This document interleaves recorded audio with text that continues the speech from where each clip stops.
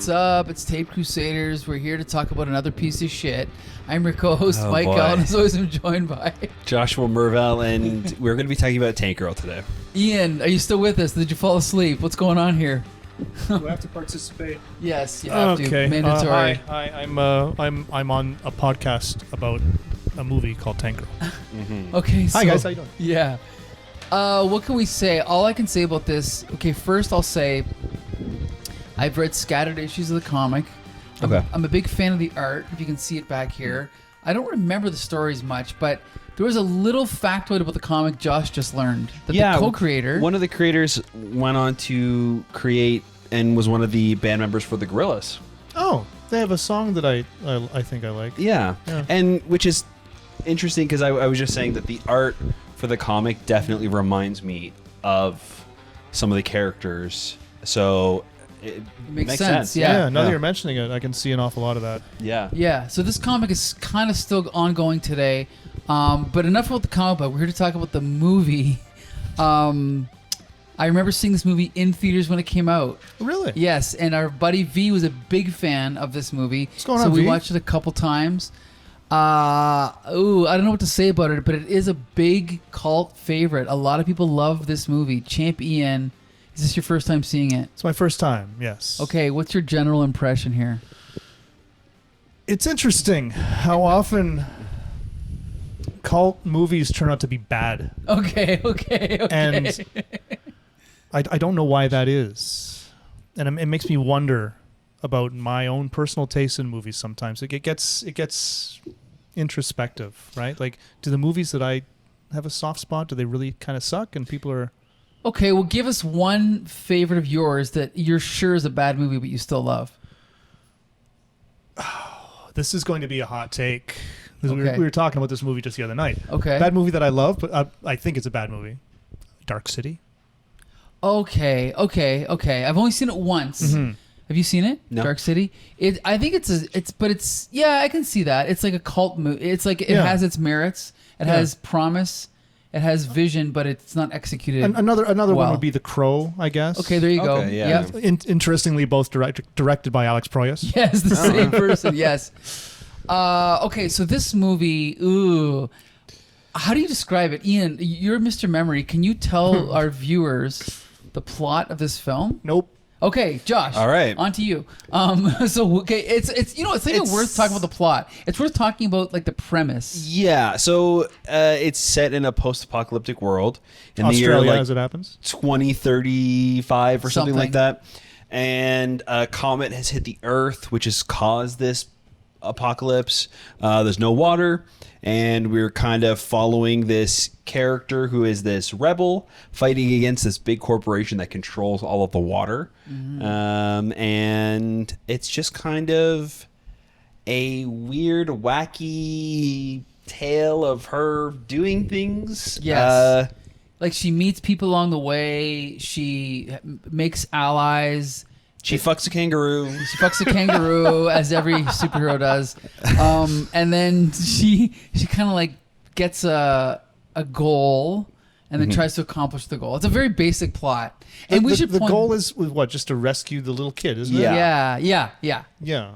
We should point out that although I'm not an expert on the comics, from what I've read about the comics, it's very, I don't want to say surreal, but it's not about the plot. It's just like her being who she is, kind of. Right. There is a plot, but it's not about that. And, okay. How can I summarize the way I feel? What are we going to say, Josh? That's kind of how this movie feels. Yeah. Like the plot is there, I guess. It's just but it's not really about that. No, it's a framework for just the crazy shit that happens, right? And I kind of like the crazy shit that happens. Yeah. I think I think this is a bad movie, but I think it's a really fun movie. Like, I actually had a good time watching this. I get the appeal of it. I think that some of the messages are fun. I think that the world that they've created is really cool. It's not executed the best. Yeah. I really love that this character is kind of this fourth wall breaking character without directly like talking to us, because I feel like it's kind of at this point played out. I know this is from 95, so this is a 30-year-old movie now at this point, and maybe it was new then, but like I think it was pretty new. Yeah, it feels very different even from like fourth wall breaking today. Like Deadpool will like stop, talk to the camera, like it's too in your face, where this feels a little bit more artful. Like she's talking about like Batman and Superman, and she's talking about like her hair changes between scenes with no real explanation. That's a good point. She's kind of this like, she does feel like a comic book character more than I think most comic book characters in comic book movies. You know, that's like, a good point. They don't. And this is something we've talked about with our friend Marshall, is that they try to humanize these characters a little bit too much, to the point of like, let's show them looking out at the sunset and thinking about how bad their life is, but we never stoop to that with Tank Girl. She's just having fun. She's just doing her thing. Yeah. And okay, look, here's the thing: is that I think that because I've read some of the backstory, and apparently this movie was butchered by the studio and also butchered by many rewrites. But I think that inside somewhere there's a germ of a good idea. Never mind the comic book, but the movie itself, it could have been good. And even if, with the exact makeup, the exact special effects, the exact setting, they could have made a half decent movie. But it's just like it didn't quite work. But as I'm watching this movie and I'm seeing like Ice fucking T dressed as a goddamn kangaroo. I used to be a cop. Yeah, no, this is insane. I'm watching this going, at least appreciate that in 1995 you could do this movie and people could sort of take it seriously. Yeah. Whereas like other than like Guardians of the Galaxy, this like today, this is so absurd no one could take it seriously, but they at least tried to do it back then. I'm gonna give it that.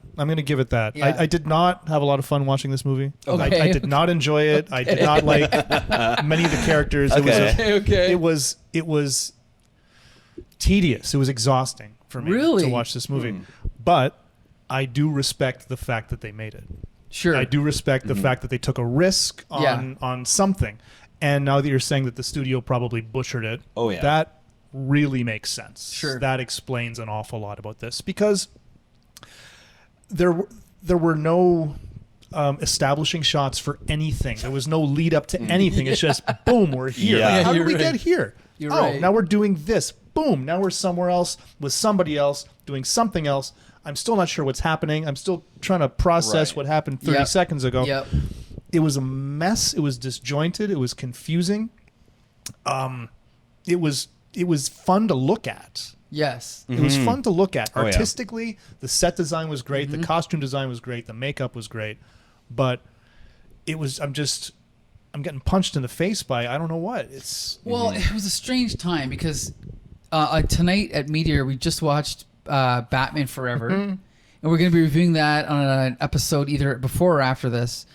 But it was a strange time where all the superhero and blockbuster films were like this.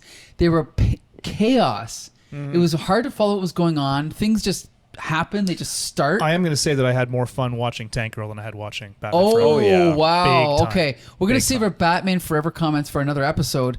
But there was definitely some overlap in the style you were saying, where you're just watching the movie and then all of a sudden they're here. Yeah. And then all of a sudden they're there. And you're like, what is going on? But they just drop these characters into new situations with no setup, right?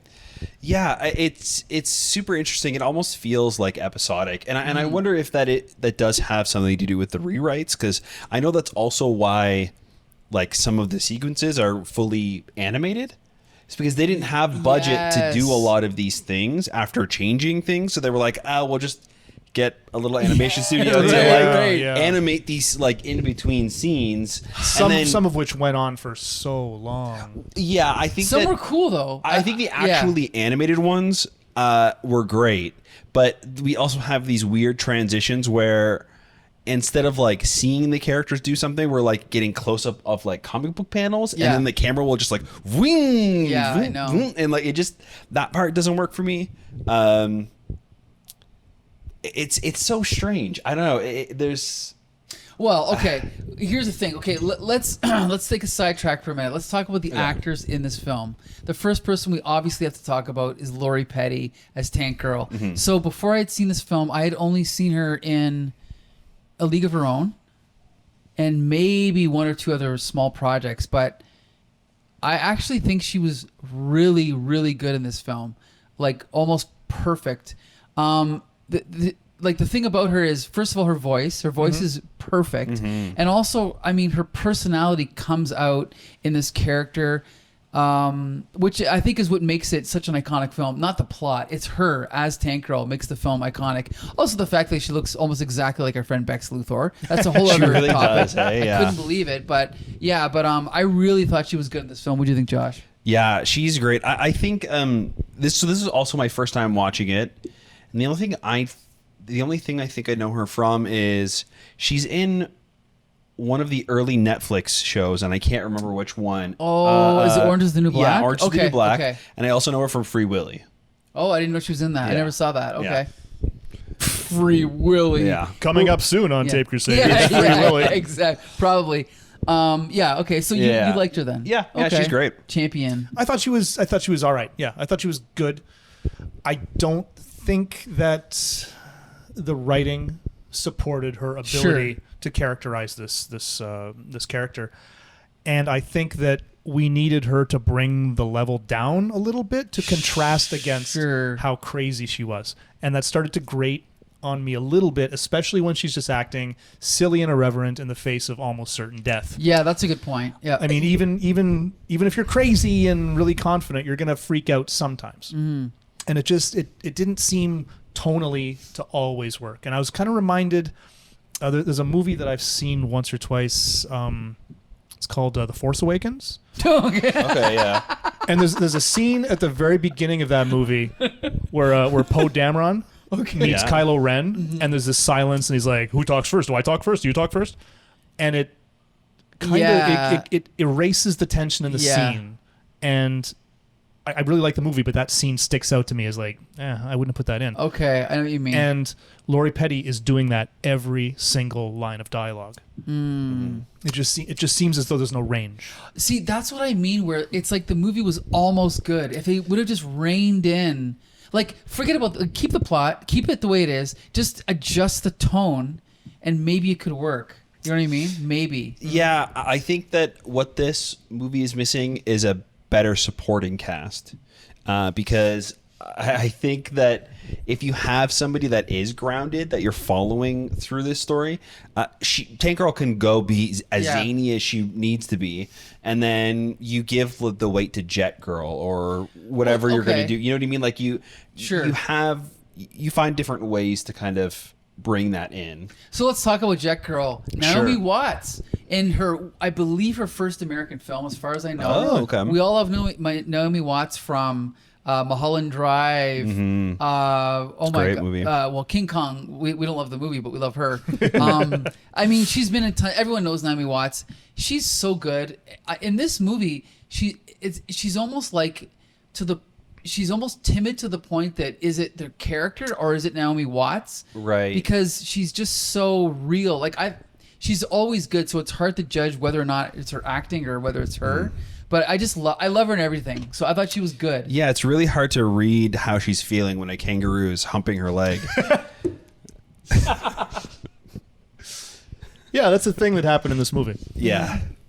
Yeah. Played completely straight. We'll get to that in a minute. It was. Naomi Watts. Ian, what'd you think of Naomi Watts? I thought that she was the one grounding force in the movie. Yeah. And it's a good point that you're making there about, like, have it be about someone else for a little bit, right? Like someone that we can relate to as rational humans. Right? Like the protagonist doesn't have to be crazy all the time. But if Tank Girl is always around, but the story is more about Jet Girl, then maybe it comes across a little bit better. I don't know. So speaking of rational humans, now we have to talk about Malcolm McDowell. As Sauron. Is that his name, Sauron? Well, that's the character he played in Star Trek Generations. Okay. Which is the same character. Yeah, I mean, I love Malcolm McDowell, but he's just playing Malcolm McDowell. He is playing, mustache twirling CEO evil villain. Yeah. It's some of the things he does in this movie are, it doesn't make any sense. Like, this is maybe one of my biggest problems with this movie is that he feels too much like a cartoon character, where we need him to maybe be more grounded than Tank Girl. So that way they play off of each other as like opposite forces. Like his evilness is... He should be annoyed by how crazy she is or right. something, right? And like some of the things are really fun. Like him using that device and like stabbing it into people and it pumps the... Right. That's the coolest thing about this movie is that device. That's cool. And that's enough. That's enough of like a cartoonish villain thing to do. He doesn't need to punch a bunch of glass and then walk over it and they make another guy walk over the bloodiness and then get surgery that cuts off his head. So he has a digital projection head on him. It's like that you can't get wet. Yeah, it's working at the water company. It's just like he I think did a fun job being like an evil villain, but I think that the script pushed it a little bit too far for the role I kind of wanted to be opposite of Tank Girl. Yeah. If that makes sense. Well, that's a good point. Yeah. I mean, again, great actor. And again, it's almost like you're watching the movie going like, are they holding on this too long? It's like the dialogue's a little bit... It's like everything just needs to be tweaked just a little bit and maybe it could work. Right. Like the glass thing... I get what they were going for, but it was ridiculous. It was over the top, right?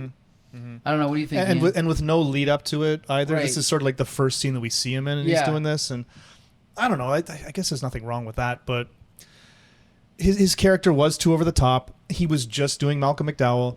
I've seen him do this character. Sure. Like every time you see him, he's doing this. Like, okay, he's doing this again. Great. And he didn't really... I couldn't understand his motivation for insisting that Tank Girl join the water and power company. Yeah. Like, why is he so insistent on this? Right. Yeah. I think that what Tank Girl does can be spontaneous and weird. Her just showing up in random places works for me.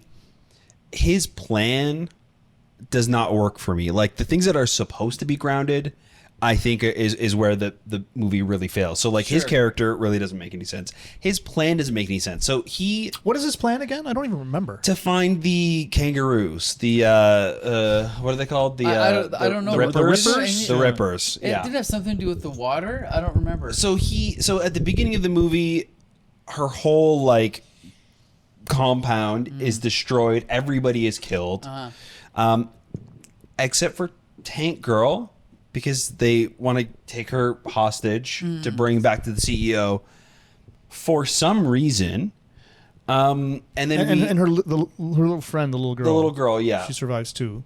And then we don't really know his motivations, just that he's evil until the very end of the movie. You find out I've actually implanted microphones and cameras all over you. So that way I can figure out where the Ripper secret base is and I can lure them here to the water and power plant and we can kill them all, which doesn't make any sense because she doesn't have any relationships with these kangaroos. So he was just betting that she was going to go down into this thing, make friends with them and lure them out. Like it doesn't. Sure, he did use her as bait though. But then later on, he reveals his secret plan was to lure the Rippers into the water and power thing the entire time. Like maybe his secret plan was to use her as bait in the hopes that she would be captured by them and then subsequently befriend them.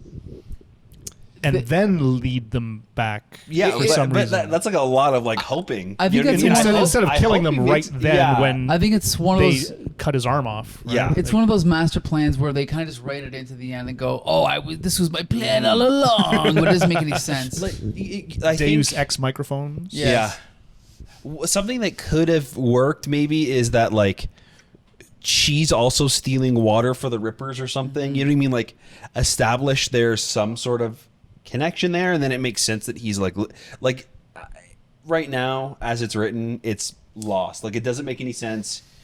Right. The plan just kind of falls into place. Like there's no reason for him to attach a bunch of cameras and stuff onto her. It doesn't even make any sense that they kill everybody except for this one girl that has no connection to any of the characters, and then bring her back to the compound. Like, That's a good point. It's almost like they were like, well, this is Tank Girl, and that's the title of the movie. And then, so we can't kill so we her. can't kill you know? her. And then remember when he tries to punish her by putting her in that tube? Oh yeah, And then yeah. and then he sends her, and then she's supposed to like eventually get to the bottom of the tube, and then just like freeze or something, and then die, or like just hit the bottom and die. But then what? She gets out of it somehow. They bring her back out because I don't remember. Yeah, they brought her up. They're for trying some to get reason. information from her or something, but I don't know what. If you've seen the film, you can tell us. It's been a week or It's been so a week, since we've so seen yeah, it. we I forget saw it everything. this morning, and I've already you forgot. forget everything. I don't know, but okay, let's go back. Oh, they want her to work for them. Yeah. That's what it is. Okay. He's like, I'm going to torture you until you want to work for me. Yeah. But why do they want her working for them? I don't know. She doesn't have anything special. Like, what does she have Sure. that, like, her boyfriend didn't in the camp? She's really You know good what I at mean? driving Like- a tank. Didn't you see the way she was kicking the controls? Yeah. Right, but she didn't drive a tank until she went into the water and power She plant. knew what to do. Though. Like, You know what? Apparently, okay, I want to talk about the rewrites, because apparently there is a version of the film that's screened like initially where and she has sex with the kangaroo and you see the Seriously, 10-foot yeah. or the 10-inch kangaroo penis. that's part of it. because Stan Winston did create a 10-inch kangaroo Why penis for wouldn't this he? movie. But So a apparently- puppeteer Yes. came into work one day Yes. and was asked to make a kangaroo Cracked penis his fingers. Yeah. Got out the clay. But for a feature apparently- film. Yeah. This version has been And then they cut it. has been studio interfered to death. So that version, it's like they would show it, and then they'd be like, "Oh, we have to cut out this scene." Then they show it again. Oh my God, we have to cut out that scene. And then it got whittled down to the version that we know. And I don't know if there's like a director's cut somewhere, but it was drastically different from this. And maybe it's better. I don't know. Well, the one thing I was thinking as I was watching this is that this film has a woeful lack of kangaroo penis. Okay. I don't know what to say about this other than to say, because we were talking about what makes a cult film, like what makes, and I think a cult film is when a movie has a really good premise that's not executed well, and I think that's what this movie is. It has some great ideas. Okay, now adapting Kangaroo Men to the big screen is not easy. They did their best. They did their best. They one of them playing a saxophone and everything. Yes, yes. Yeah, and I will say the costumes I think actually look pretty good. Like they look better than the Ninja Turtles. Like Kinda, you know what I yeah, mean? they Like didn't look terrible. they emote better. They look ugly. Like they're terrifying to look at. But I buy them as a creature.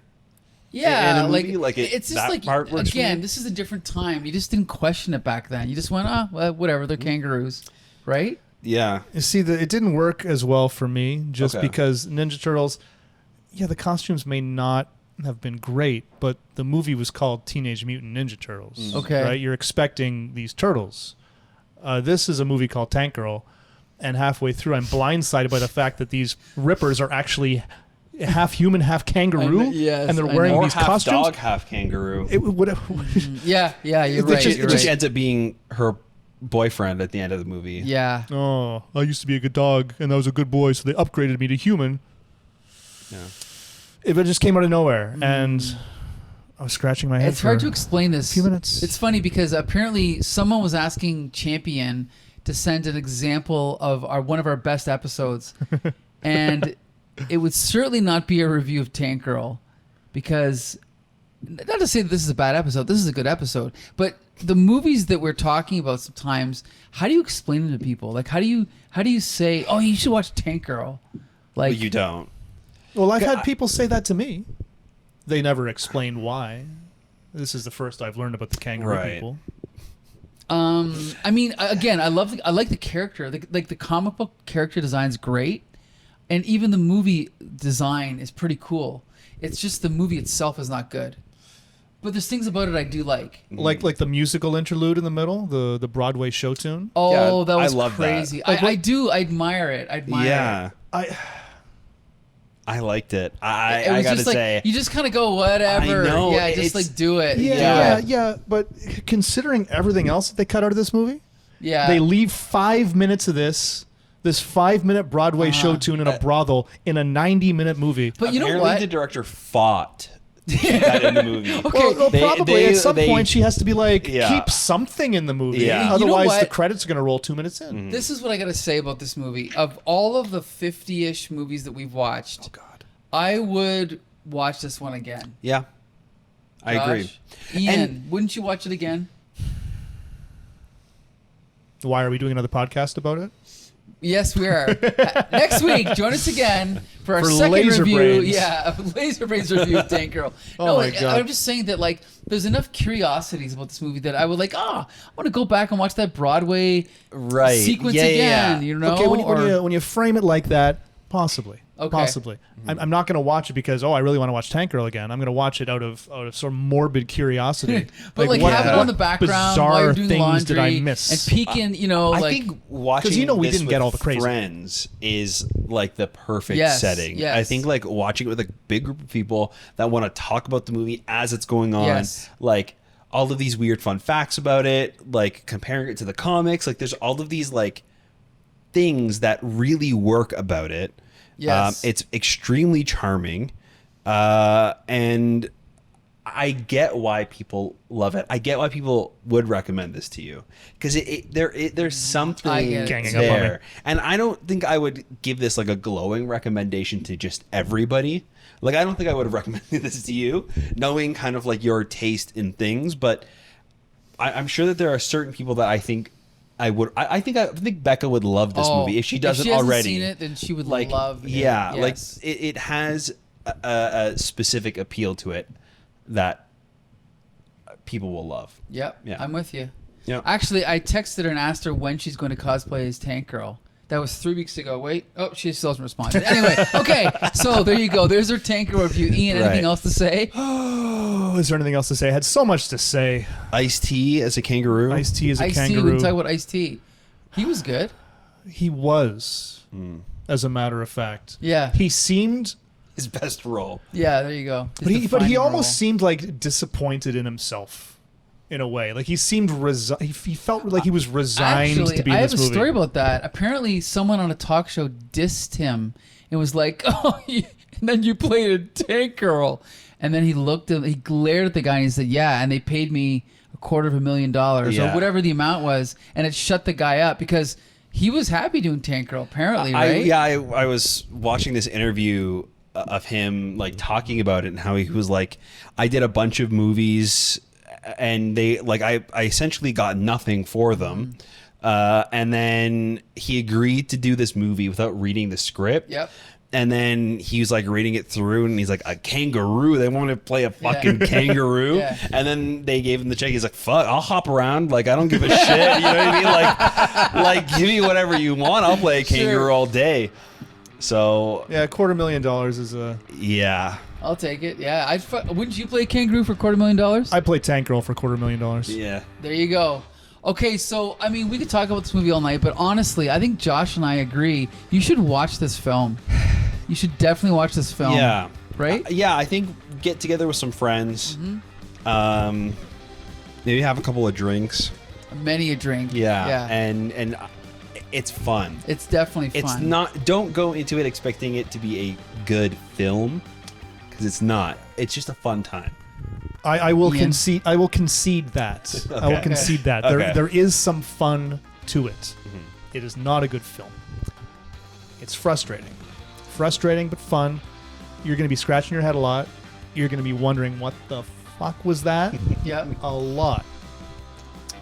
Yeah, and that's the term. That's it. Okay, let's make a vow. If they release a director's cut, we will review it on this podcast. I would love to. Okay? Yeah. So keep your eyes peeled. If you see a director's cut, or maybe there's one on the internet somewhere, let us know. We will review it, okay?